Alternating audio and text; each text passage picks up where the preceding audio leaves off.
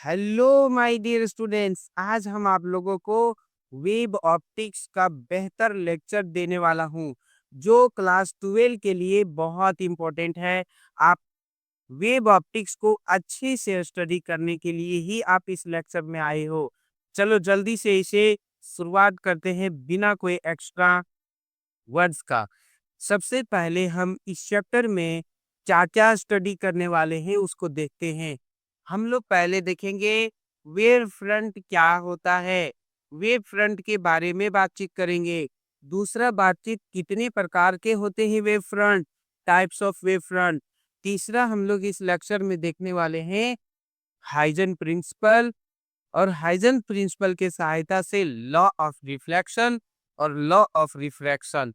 Reflection और refraction दोनों को हम लोग हाइजन के सहायता से प्रूफ करेंगे। अच्छा है, बहुत ही मजेदार है, मिल जाइए। और सारी जो नॉलेज है वो बहुत इंपॉर्टेंट है। इससे बड़े बड़े एग्जामों में भी बहुत सारी चीजें पूछा जाता है। मिलिए और इसको कंप्लीट करते हैं।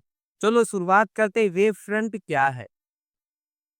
वेव फ्रंट जो होता है, कोई मीडियम के पार्टिकल्स का वाइब्रेशन होता है सेम फेज में।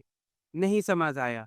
ऐसे समझो कि कोई वाटर है और वाटर का मीडियम है एक वाटर, उसके जो पार्टिकल्स है उस एक ही समय में ऊपर गए और ऊपर के जो जितने सारे पार्टिकल्स है उसका वाइब्रेशन किसी सेम समय में एक साथ अगर वाइब्रेट करता है तो उसी वर्ड को हम लोग कहते हैं वेव फ्रंट।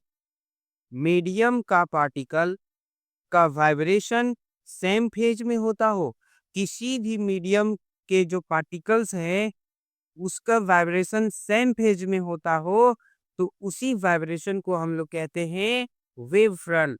अब थोड़ा सा पढ़ते हैं, लाइन को समझ आ जाएगा। Locus of particles of the medium. Medium के जो पार्टिकल्स का लोकस होगा किसी एक इंस्टेंट में, और उसका जो वाइब्रेशन होगा वो सेम फेज में होना चाहिए। तो कोई मीडियम है, ऐसे ऊपर गया, यहाँ के सभी पार्टिकल का वाइब्रेशन सेम समय में, वाइब्रेशन जो होते हैं, वाइब्रेट जो होते हैं वो एक ही फेज में होते हैं। इसी वाइब्रेशन वर्ड को हम लोग कहते हैं, क्या कहते हैं? वेव फ्रंट कहते हैं। वेव फ्रंट आप देख सकते हो, पानी के सभी पार्टिकल्स, यहाँ जितने सारे पार्टिकल्स हैं एक समय समान अंतराल पे एक ही समय पे वाइब्रेशन सेम होता है सबका, तो इसी वर्ड को हम लोग कहते हैं वेव फ्रंट। यहाँ भी देखो, यहाँ भी देखो, यहाँ भी देखो, वेव फ्रंट। वेव फ्रंट यहाँ भी देख सकते हैं। मान लेते हैं एक वेव ऐसे ऐसे आ रहा है, तो देखो यहाँ पे ये वेव फ्रंट हुआ, ये सब कुछ वेव फ्रंट दिख रहा है। ये दी सर्कुलर वेव फ्रंट। अब देखो ये जो है स्फेरिकल वेव फ्रंट है। यहाँ से हमने पत्थर को मार दिया किसी पानी में, वो गोल गोल गोल गोल बनाते गया, तो ये सब जो दिख रहा है ये सब वेव फ्रंट है। ये सब के सब वेव फ्रंट हैं। किसी सेम समय में ऊपर उठेंगे, सेम समय में नीचे गिरेंगे। पार्टिकल्स का वाइब्रेशन सेम समय में से पार्टिकल्स जो होते हैं मीडियम का वो वाइब्रेशन करता है, उसी को वर्ड को हम लोग वेव फ्रंट कहते हैं। अब हम लोग कितने प्रकार के वेव फ्रंट होते हैं वो जानने का प्रयास करते हैं। वेव फ्रंट जो होते हैं वो 3 प्रकार के होते हैं। अगर पॉइंट सोर्स के द्वारा प्रोड्यूस होता है गोल गोल गोल गोल, जैसे कि हमने क्या बताया, पानी में अगर हम स्थिर पानी में पत्थर को मारेंगे तो वो सर्कुलर वेव फ्रंट बनाएगा। जैसे एक हवा में हमने वाइब्रेशन किया तो ये चारों तरफ जो ऐसे ऐसे गोल गोल सिलेंड्रिकल वेव फ्रंट को तैयार किया। लीनियर सोर्स को अगर हम किसी मीडियम में वाइब्रेशन प्रोड्यूस करवाएंगे तो वो जो है ऐसा वेव फ्रंट बनाएगा, सिलेंड्रिकल बनाएगा। प्लेन वेव फ्रंट जो होता है इसके एक पोर्शन को काट दो, इसके एक पोर्शन को काट दो, तो इस तरह से दिखेगा। कोई लाइट ऐसे ऐसे जाएगा तो ये प्लेन से देखा जाएगा, तो उसे हम प्लेन वेव फ्रंट कह देंगे। प्लेन सरफेस हो, सिलेंड्रिकल सरफेस हो और सर्कुलर बनाएगा। ये कौन सा सोर्स प्रोड्यूस करता है वो इंपॉर्टेंट है, याद रख लीजिएगा। पॉइंट सोर्स, सिलेंड्रिकल सोर्स और प्लेन सोर्स के द्वारा प्रोड्यूस होता है। आगे हम बातचीत करेंगे जो बहुत ज्यादा इम्पोर्टेंट है, हाइजन प्रिंसिपल के द्वारा। हाइजन प्रिंसिपल के बारे में हम लोग बातचीत करेंगे जो बहुत ज्यादा इम्पोर्टेंट है। और इस लेक्चर को आए हैं, इस लेक्चर को समझे हैं, तो हाइजन प्रिंसिपल के बारे में ही समझेंगे। चलो, हाइजन प्रिंसिपल होता क्या है? ये एक ज्योमेट्रिकल कंस्ट्रक्शन होता है। ज्योमेट्री बनाना पड़ता है। वेव फ्रंट कैसे बनता है उसके बारे में डील किया गया। वेव फ्रंट कैसे बनता है उसके बारे में बताता है। वेव फ्रंट ये जो देख रहे हो ना, ये सब वेव फ्रंट है। ये जो देख रहे हो ये सब कुछ जो है वेव फ्रंट है। तो नया वेव फ्रंट कैसे बना, इसके नए वेव फ्रंट आखिर कैसे बनता है, यही नए वेव फ्रंट जो कैसे बनता है, इसी नए वेव फ्रंट के बारे में जो बताता है वही है हाइजन प्रिंसिपल। ये सिद्धांत यही बताता है, ज्योमेट्रिकल कंस्ट्रक्शन बताता है नए वेव फ्रंट को बनाने के लिए। इस प्रिंसिपल के आधार पे बताया जाता है। ये देखो कुछ बातें बताता हूँ। ये एक प्रकार का वेव फ्रंट हो गया। इस वेव फ्रंट से ये वेव फ्रंट निर्माण हुआ, ये वेव फ्रंट से ये वेव फ्रंट निर्माण हुआ। इसका मतलब हुआ ये नया वेव फ्रंट है, न्यू वेव फ्रंट है, और ये ओल्ड वेव फ्रंट है। इसके जितने सारे पार्टिकल्स रहेंगे ओल्ड वेव फ्रंट का, पहले वाले वेव फ्रंट का जितने सारे पार्टिकल्स होंगे, इसी पार्टिकल्स के वाइब्रेशन होने के वजह से ये जो है, ये जो दिख रहा है बीच में, इसे वेवलेट्स कहेंगे। ये वेवलेट्स का निर्माण करता है। पहले वाला जो वेव फ्रंट रहेगा वही जो है आपका सोर्स होगा वेवलेट्स का। और ये सभी वेवलेट्स, जो इतने सारे भी वेवलेट्स हैं, ये वेवलेट्स बीच में जो है वेवलेट्स है, इसके टेंजेंशियल टेंजेंट ड्रॉ करते जाओ। जहां जहां सबसे आगे दिखेगा उसका टेंजेंट, जैसे इसका यहाँ टेंजेंट, इसका यहाँ टेंजेंट, इसका यहाँ, ये हर एक डायरेक्शन में मूव करेगा वेलोसिटी ऑफ। ये जो सेकेंडरी वेवलेट्स हैं, ये वेवलेट्स हर एक डायरेक्शन में मूव करता वेलोसिटी ऑफ लाइट से। तो ये वेवलेट्स और वेवलेट्स के टेंजेंट का ही जो आपका ग्राफ बनेगा उसी को नया वेव फ्रंट बोल दिए। ऐसे समझो कि ये है एक वेवलेट, इसके सभी पार्टिकल से ही है जो प्रोड्यूस होगा, वो नया वेव फ्रंट प्रोड्यूस होगा।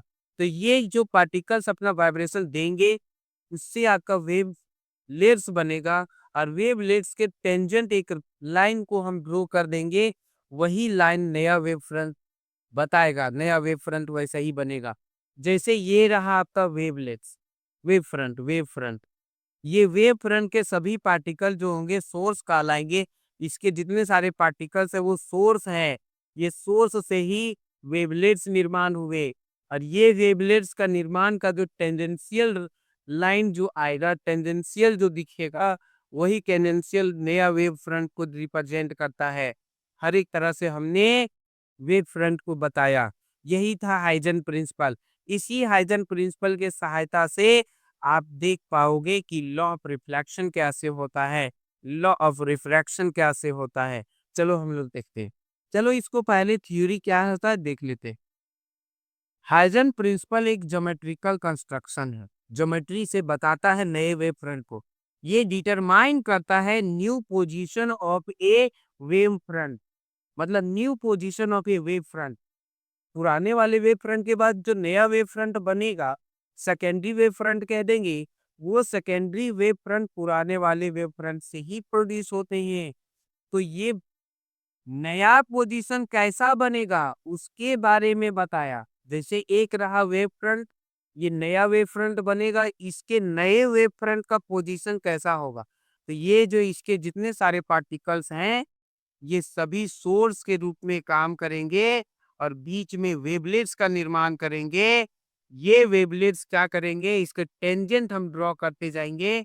यही टेंजेंट जो होगा वो कहलाएगा नया वेव फ्रंट। एनी इंस्टेंट में tells the way in which new wave front will propagate, ये रास्ता भी बताएगा, ये भी बताएगा कि नया वेव फ्रंट किस तरीके से जाएगा, किस रास्ते में जाएगा। आगे देखेंगे।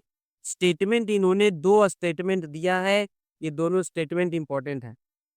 Every point on the wave front, ये देखो ये है आपका वेव फ्रंट, इसके प्रत्येक पॉइंट जो होंगे act as a source of new disturbance, ये नया डिस्टरबेंस का सोर्स है। यही जो है इसके पार्टिकल्स है, मीडियम का पार्टिकल्स जो है अपना नया वेव वेव मतलब इसके पार्टिकल्स हैं वाइब्रेशन प्रोड्यूस होगा, और these source is known as secondary wavelets.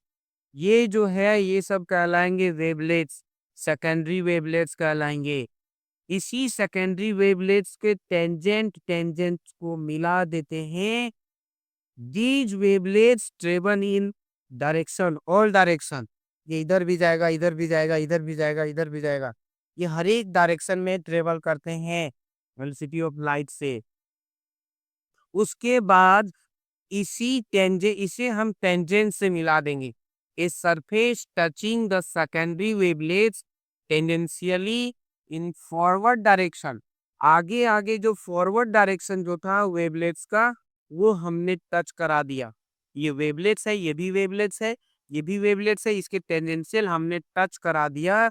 और टच कराने के बाद, टेंजेंशियली टच कराने के बाद एक समय में नया वेव फ्रंट का डायरेक्शन बताएगा। ऐसे ही बनेगा नया wave front.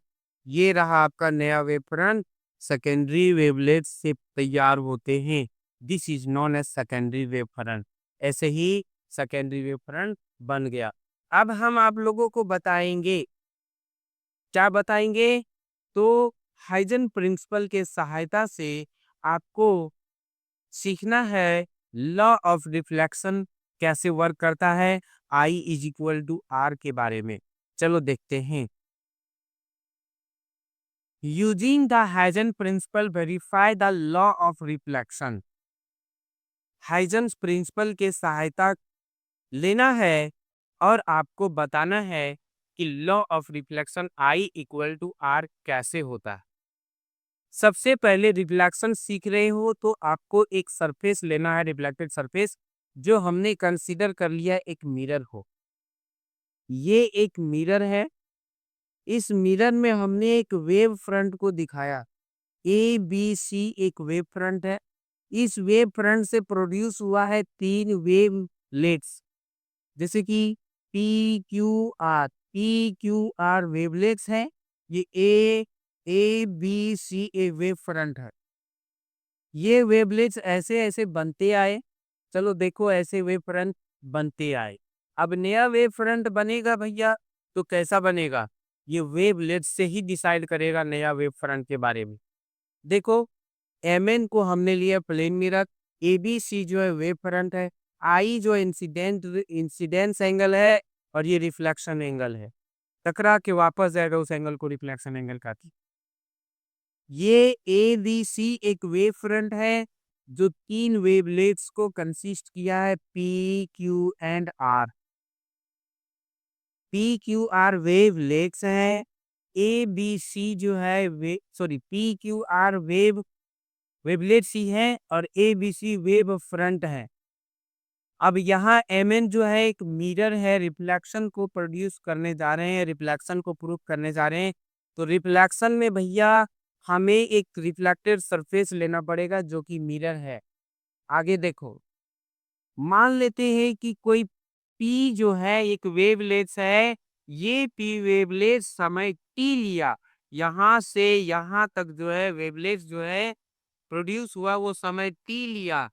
From A to F, A से एफ जाने के लिए समय इन्होंने टी लिया। इन्होंने यहां से यहां तक समय जाने में टी समय लिया, equal to R from the C to A. और सी से ए तक जाने में भी समय टी लिया। तो time equal to distance by velocity होता है। तो यहां से यहां तक का डिस्टेंस हो गया एफ डिस्टेंस। तो A F distance by velocity, इसमें मान लेते हैं बी वेलोसिटी ट्रेवल किया वेलोसिटी ऑफ लाइट से।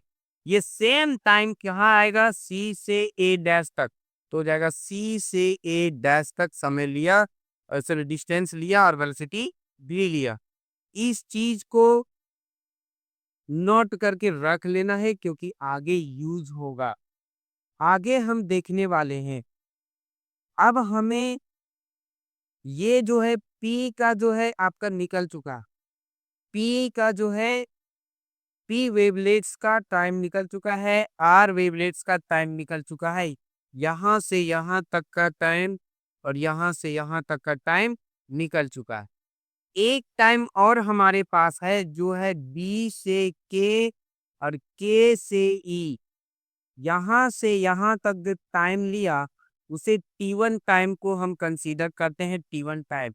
ये T1 टाइम के लिए हमें डिस्टेंस लेना पड़ेगा, यहां से यहां तक का डिस्टेंस और यहां से यहां तक का डिस्टेंस, तभी होगा। जैसे यहाँ से यहाँ तक का हमने लिया, यहाँ से यहाँ तक का डिस्टेंस लिया, वेलोसिटी से डिवाइड कर दिया। इसमें भी वही करेंगे, बी से के तक का डिस्टेंस और के से ई तक का डिस्टेंस को हमें लेना है।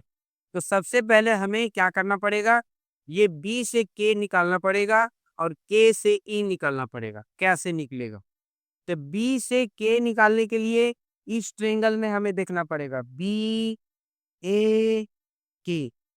इन ट्रायंगल बी ए के ट्रायंगल, बी ए के ट्रायंगल में ये यहाँ परपेंडिकुलर है वेवलेट्स के साथ, वेव फ्रंट वेवलेट्स परपेंडिकुलर होंगे कि ये परपेंडिकुलर है कि ये हो जाएगा आपका हाइपोटेनस, और ये हो जाएगा परपेंडिकुलर और ये जगह हाइपोटेनस। तो साइन थीटा निकालो इसमें, और थीटा की जगह में आई एंगल है तो साइन आई इक्वल टू ये हो जाएगा आपका क्या, ये हो जाएगा आपका परपेंडिकुलर और ये हो जाएगा हाइपोटेनस।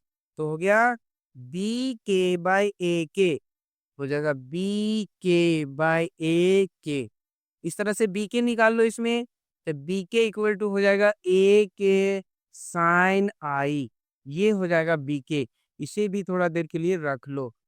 इसी तरह से हम एक ट्रायंगल इसमें देखो, के ई ए डैश, के ई ए डैश, ट्रायंगल इन ट्रायंगल के ई ए डैश, के ई ए डैश, के ई ए डैश, इस ट्रायंगल में देखेंगे तो आएगा मेरा साइन आर।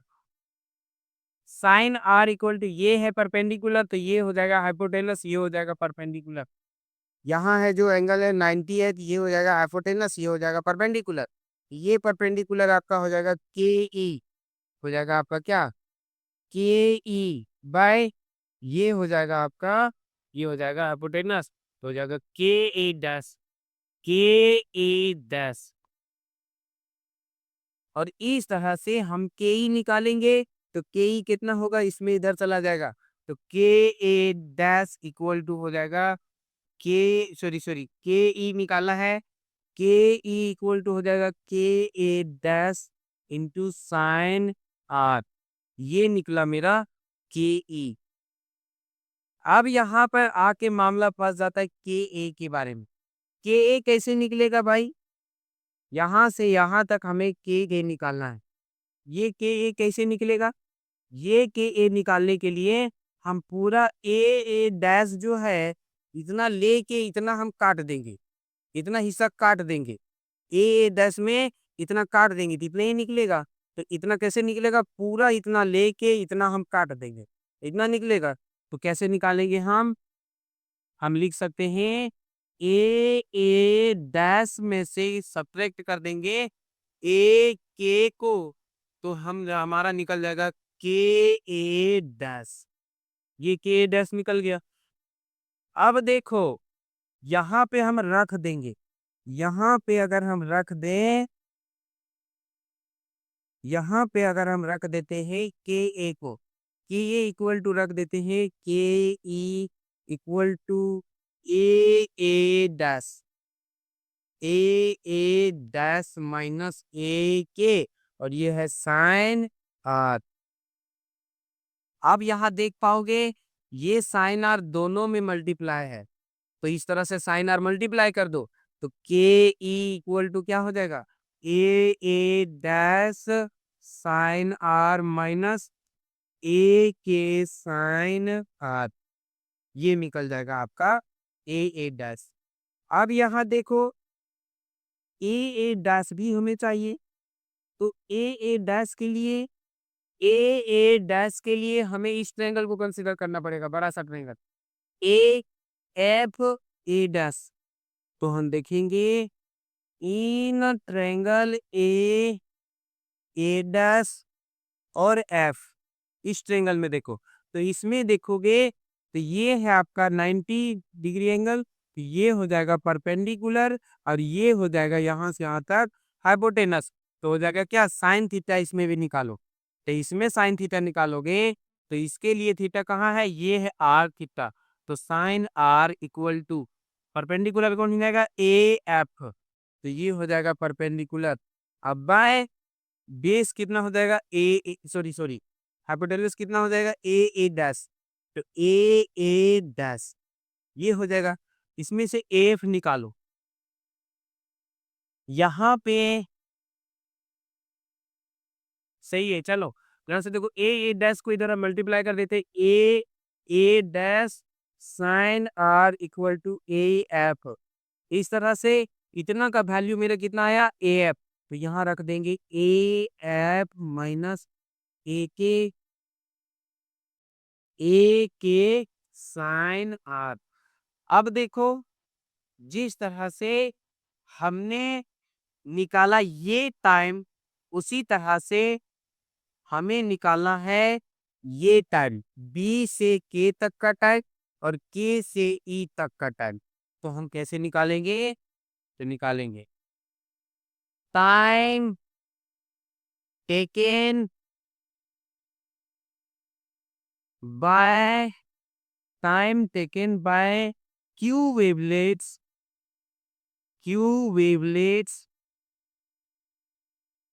फ्रॉम, कहाँ से कहाँ लेंगे, from B to K to E, from B to K and B K to E, K to ई, ये समय कितना लगेगा, तो ये हो जाएगा T1 समय।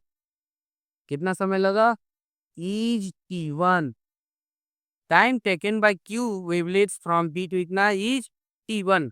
तो T1 इक्वल टू कितना हो जाएगा, T1 इक्वल टू हो जाएगा आपका, दूरी कितना है, बी के बाई भी, बी के बाई भी हो जाएगा बी के बाई भी प्लस, प्लस में क्या हो जाएगा, के ई बाई भी हो जाएगा क्या आपका, के ई बाई भी। यहाँ पर बीके और के ई हमने निकाला है। बीके का वैल्यू है ए के साइन आई, बीके का वैल्यू है ए के साइन आई, हो जाएगा ए के साइन आई बाई भी प्लस के ई का वैल्यू देखो, तो के ई का वैल्यू है A F minus A K sine are, के एफ माइनस के F minus A K sine are, के F minus A K sine are. और भी इसमें भी है और भी इसमें भी है, दोनों में भी है। देखो के ई का वैल्यू हमने रखा और दोनों में भी बांट दिया। अब देखो के एफ बाई भी का वैल्यू कितना है भाई, तो के F sorry A F by भी, ए एफ बाई भी है यहाँ, ए एफ बाई भी सॉरी यहाँ ए एफ है, ए एफ है, ए एफ है, यहाँ ए एफ है, ये है ए एफ। तो एफ बाई भी कितना है, तो एफ बाई भी देखो, एफ बाई बी का वैल्यू टी है, तो एफ बाई भी का वैल्यू हम यहाँ रख देंगे टी। और ये हो गया ए के बाई भी, ए के बाई भी दोनों में है, तो हमने ए के बाई भी कॉमन ले लिया, तो हो जाएगा sine I minus sine R, ये है प्लस में टी, ये निकला T1। अब हाइजन ये बोलता है कि जो समय टाइम लिया गया है, जो टाइम सभी वेवलेट्स का टाइम सेम सेम होगा, एक साथ वाइब्रेशन प्रोड्यूस होने वाला है, ये यहाँ से यहाँ तक जितना समय लगा, ये जा लगा, ये लगा, मतलब नया वेव का जो फॉर्मेशन होगा उसका समय सेम सेम रहे। तो इसका मतलब ये हुआ कि इसके द्वारा जो अपना वेवलेट्स है, इसका जो वेवलेट्स है, इसका जो वेवलेट्स है, इस सभी का समय सेम सेम होगा, time same same. According to Huygens, according to Huygens principle, time t equal to t1, t equal to t1, it is possible only for, it is possible only proof, ये तभी संभव है, ये तभी संभव है, ये तभी संभव है जब इतना का वैल्यू 0 हो जाए, तभी टी और टी वन इक्वल हो सकता है। तो इतना का वैल्यू अगर आप 0 कर दोगे तो मतलब टी और टी इक्वल हो गया। अब इतना का वैल्यू में केवल इतना का वैल्यू 0 कर दोगे तो इतना इक्वल टू इतना, इतना 0 कर देगा, 0 इंटू कुछ 0 हो जाएगा। इसका मतलब हो गया sine I equal minus minus sine R का वैल्यू 0 हो, तभी जो है टी और टी वन इक्वल होंगे। टी और टी वन तभी इक्वल होंगे, सभी वेवलेट्स का फॉर्मेशन एक साथ वाइब्रेशन हो। टी और टी वन तभी इक्वल हो सकते हैं जब साइन आई और साइन आर का वैल्यू, इतना का वैल्यू यहाँ 0 करोगे, 0 इंटू कुछ 0, तब ये और ये इक्वल होगा। अब ये माइनस को उधर हम भेज देते हैं, हो जाएगा sine I equal to sine R. अब देखो साइन साइन को अगर हम इसको निग्लेक्ट करेंगे, रिप्लेस करेंगे, तो आई इक्वल टू आर, जो आपको बताएगा साइन का भी वैल्यू, और साइन का जितना वैल्यू इधर रखोगे साइन का आर का वैल्यू, तो इसका मतलब साइन साइन जब सेम है आई और आर में, तो आई और आर क्या हो जाएगा, इक्वल हो जाएगा। ये हो जाएगा वेरीफाइड। तो इस तरह से हमने बता दिया कि आई और आर इक्वल होता है, लॉ ऑफ रिफ्लेक्शन। तो आगे हम लोग देखेंगे law of refraction. Law of refraction को हम लोग प्रूव करेंगे हाइजन प्रिंसिपल की सहायता से। कैसे होगा? सबसे पहले हमें एक रिफ्रैक्टेड सरफेस को लेना पड़ेगा। जैसे कि ये हमें एम से लेके एन तक रिफ्रैक्टेड सरफेस ले लिया। रिफ्रैक्टेड सरफेस मतलब होता है सेपरेटिंग मीडियम सरफेस। ये एक प्रकार का मीडियम को सेपरेट करने वाला सरफेस है। और ये म्यू1 और म्यू2, जिसका रिफ्रैक्टिव इंडेक्स ज्यादा रहता है उसे हम डेंसर मीडियम कहते हैं, जिसका रिफ्रैक्टिव इंडेक्स कम होता है उसे हम रेरर मीडियम कहते हैं। ये एम एक प्रकार का रिफ्रैक्टेड सरफेस है। इसका मतलब हुआ रिफ्रैक्टेड सरफेस बोलो, चाहे इसे हम सेपरेटिंग सरफेस भी लिख सकते हैं। Separating surface between two medium mu one and mu two, दो मीडियम को सेपरेट करने वाला एमएन हमने सरफेस ले लिया, जिसमें से आपको दिखाया गया है कि म्यू2 जो होता है वो ज्यादा है। मतलब इधर का मीडियम को हमने डेंसर लिया और इधर का मीडियम को हमने रेरर लिया। इसके बाद फिर से हम वही का ए बी सी एक वेवलेट्स को लेंगे, सॉरी वेव फ्रंट को लेंगे। ए बी सी हम एक वेव फ्रंट को लेंगे, वेव फ्रंट है भैया, और ये वेव फ्रंट जो है एमएन पे आके गिरा। जिस एंगल से वो एमएन पे गिरा उसे हम आई एंगल कह देंगे। जिस एमएन पे वो गिरा उसे हम आई एंगल कहेंगे। इंसिडेंस एंगल है ए बी वेव फ्रंट का, A B C wave front है जो एमएन रिफ्रैक्टिंग सरफेस पे आके गिरा। एबीसी वेव फ्रंट जो होता है तीन वेवलेट्स के साथ है, पी क्यू आर, ये वेवलेट्स है। वेवलेट्स यहाँ बनेंगे, दो वेव फ्रंट के बीच में वेवलेट्स बनते हैं, ये सेकेंडरी वेवलेट्स भी इसको कहते हैं। ये इसी के द्वारा प्रोड्यूस होते हैं। सभी सेकेंडरी वेवलेट्स का जो टेंजेंशियल पार्ट्स रहता है उसको ज्वाइन करने से नया वेव फ्रंट तैयार होता है, हाइजन ने बताया। और यहाँ जितने सारे समय लगेंगे सब बराबर लगेंगे, एक साथ वाइब्रेशन होंगे, सेम पेज में होंगे। आगे देखो, वेवलेट्स टी जो होता है यहाँ से यहाँ तक एक ही मीडियम में ट्रेवल करता है, तो टाइम टी1 है। वेवलेट्स आर जो है सी से ए डैश तक था, उसका भी टाइम हमने टी लिया, एक ही मीडियम में लिया। तो बोल दिया wavelets P is taken time T from A to F. A to F, A से एफ तक जो समय लिया वेवलेट्स को बनने में, वो टी समय लिया, और वो इक्वल होगा वेवलेट्स आर के लिए। वेवलेट्स आर जो है सी से ए डैश तक जो समय लिया है वो लिया है सी से ए डैश तक। यहां तक दिक्कत है? नहीं है। चलो अब हम लोग आगे देखते हैं कि कैसे कैसे होगा। सबसे पहले हमें टाइम निकालना होगा, तो इसका टाइम को हम लोग टी बोले हैं तो टी निकालेंगे। टी इक्वल टू होता है डिस्टेंस बाय वेलोसिटी, तो ये हो गया आपका ए एफ डिस्टेंस। तो ए एफ डिस्टेंस बाय इसका वेलोसिटी कितना है भैया, तो इसका वेलोसिटी v2 है, तो हमने ले लिया v2 वेलोसिटी। इसके बाद यहाँ पर हमने इक्वल समय और दिया है किसके लिए, वेवलेट्स आर के लिए। वेवलेट्स आर के लिए क्या हो जाएगा समय, तो इसको डिस्टेंस, तो सी ए डैश बाय वेलोसिटी इसका कितना है भैया, उस मीडियम का v2 वेलोसिटी है। इस टाइम को रख लो, आगे यूज होने वाला है। ये मेरा इस वेवलेट्स का और इस वेवलेट्स का टाइम निकल चुका है। अब हम टाइम निकालेंगे किसके, तो ये टाइम निकालेंगे बी से लेके ई तक। ये वेवलेट्स जो बनेंगे उसका टाइम कितना होगा, चलो देखते हैं। लिखेंगे टाइम टेकन बाय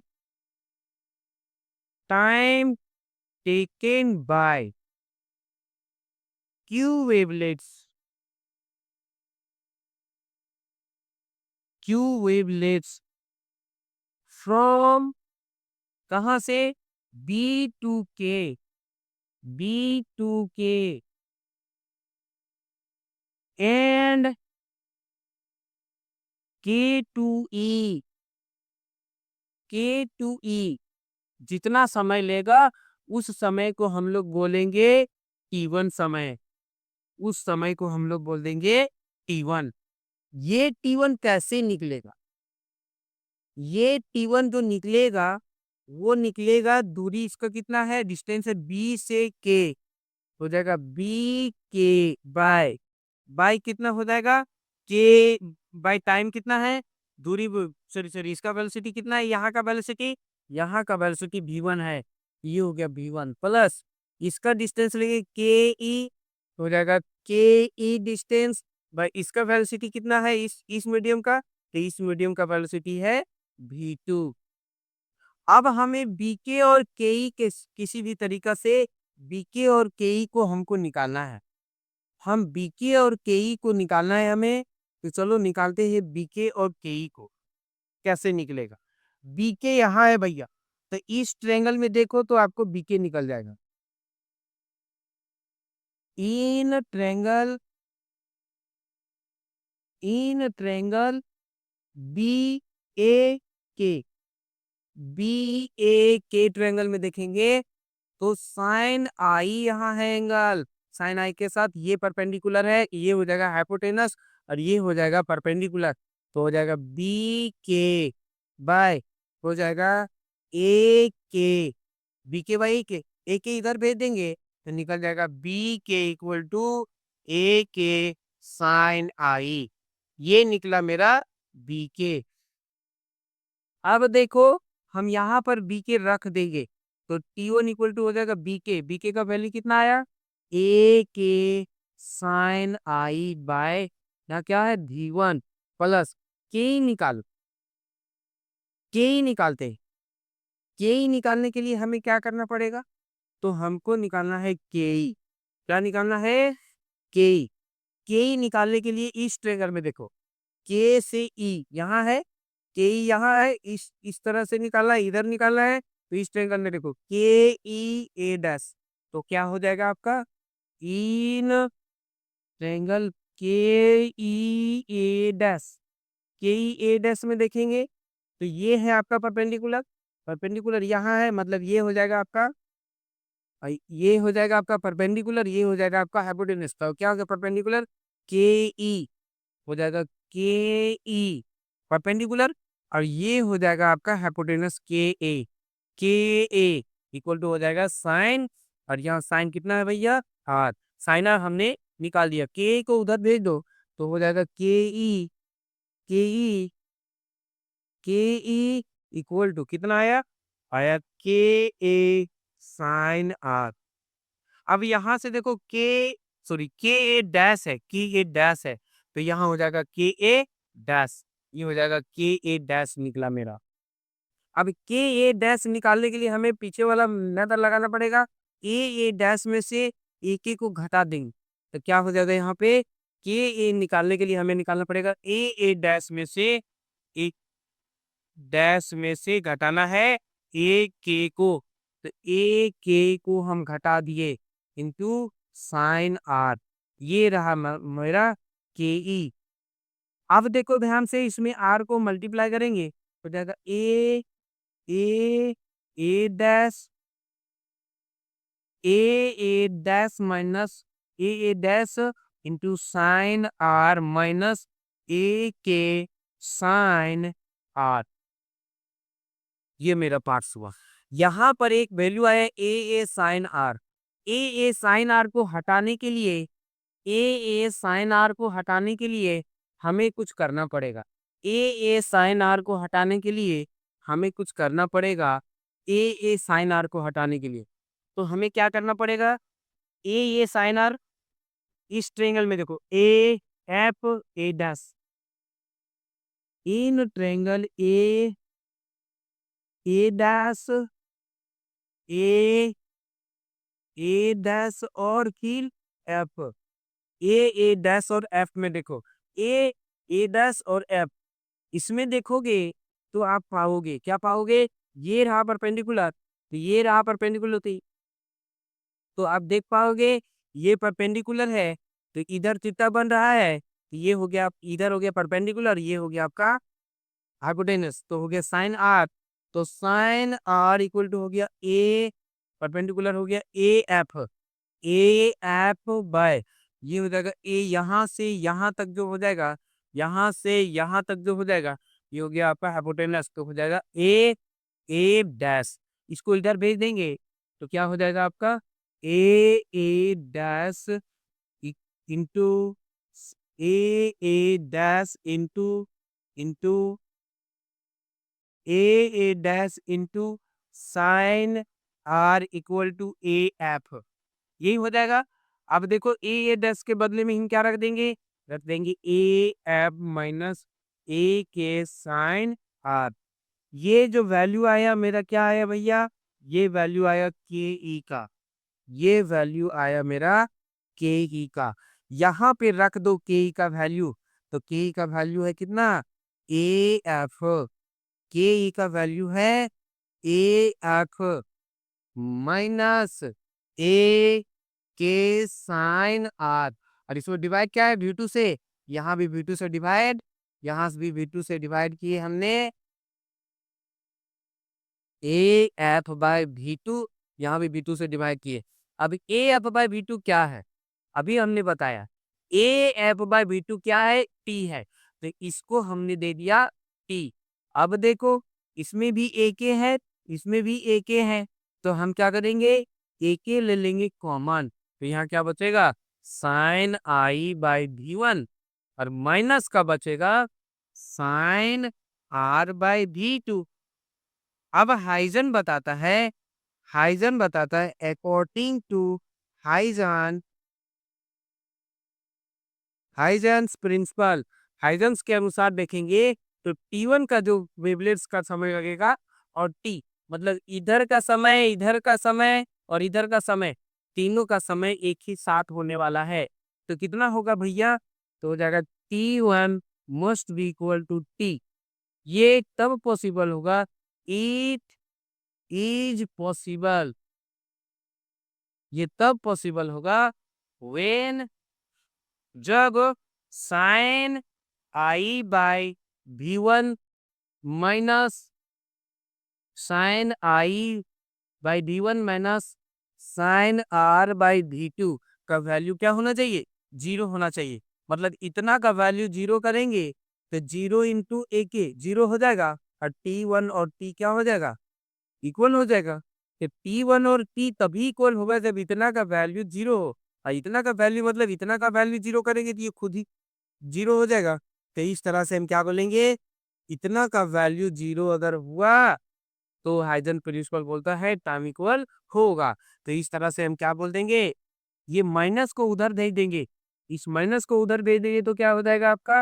हो जाएगा sine I by V1 minus sine I by V1 minus sine R by V2 equal to तो हो गया, यहीं पर हमने माइनस को उधर दे दिया, हमने माइनस को उधर भेज दिया, इक्वल में चला गया।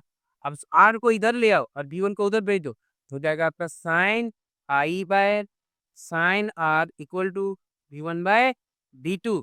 अब हम लोग जानते हैं, क्या जानते हैं भैया, कि वेलोसिटी जो होता है इन प्रोपोर्शनल होता है रिफ्रैक्टिव इंडेक्स का, जिसका डेंसर मीडियम में वेलोसिटी जो होता है कम चलेगा, लाइट का वेलोसिटी कम रहेगा, और रेयर मीडियम में लाइट का वेलोसिटी ज्यादा रहेगा। तो मतलब वेलोसिटी ऑफ लाइट जो होता है इन प्रोपोर्शनल होता है रिफ्रैक्टिव इंडेक्स का। इसका मतलब इसको इधर भेज दो, तो इस तरह से हम क्या कहेंगे, V1 V2 निकालेंगे तो हो जाएगा sine I by sine R. अब वेलोसिटी इन प्रोपोर्शनल होता है, तो जहाँ V1 है वहां हो जाएगा म्यू 2, और जहाँ V2 है वहां हो जाएगा V1। और यही होता है स्नेल्स लॉ, और इस तरह से हम वेरीफाइड कर दिए। थैंक यू भैया।